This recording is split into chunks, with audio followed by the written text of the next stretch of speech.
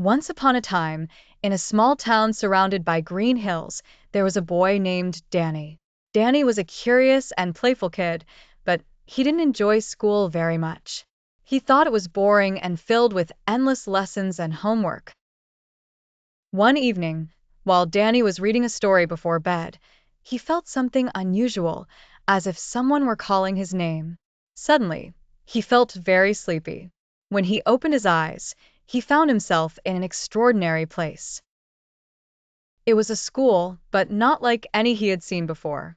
It was called the School of Wonders. The school building was made of colorful candies and chocolate, and its roof was covered with floating balloons. At the entrance, a friendly robot with a teacher's hat greeted him and said, "Welcome to the School of Wonders. Here, we learn in the most magical and exciting ways." Danny's eyes widened in amazement. Inside, he saw children flying on magical carpets instead of walking. The classrooms had talking blackboards that could draw animated pictures to explain lessons. In the first class, Danny sat with his new friends. Their teacher was a wise old owl named Professor Hoot. "Today," said Professor Hoot, "we're going to learn about the planets. But instead of reading about them, we're going to visit them." Professor Hoot opened a glowing portal in the classroom, and the students stepped through it. In an instant, they found themselves standing on the moon. They learned about gravity and how it made them feel lighter. Then they flew to Mars, where they explored its red rocks and giant volcanoes. Next came math class. Instead of sitting at desks, the students entered a room filled with puzzles and games.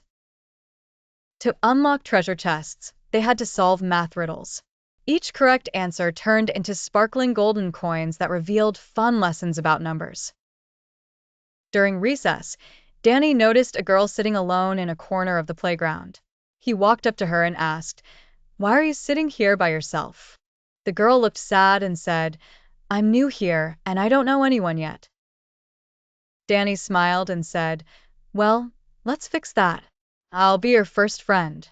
He introduced her to the other kids, and soon she was laughing and playing with everyone. As the magical school day came to an end, the friendly robot appeared again and said to Danny, "It's time to return to your world. But remember, school isn't boring if you think of it as an adventure." Danny woke up back in his own bed, but something had changed. He was excited about going to school.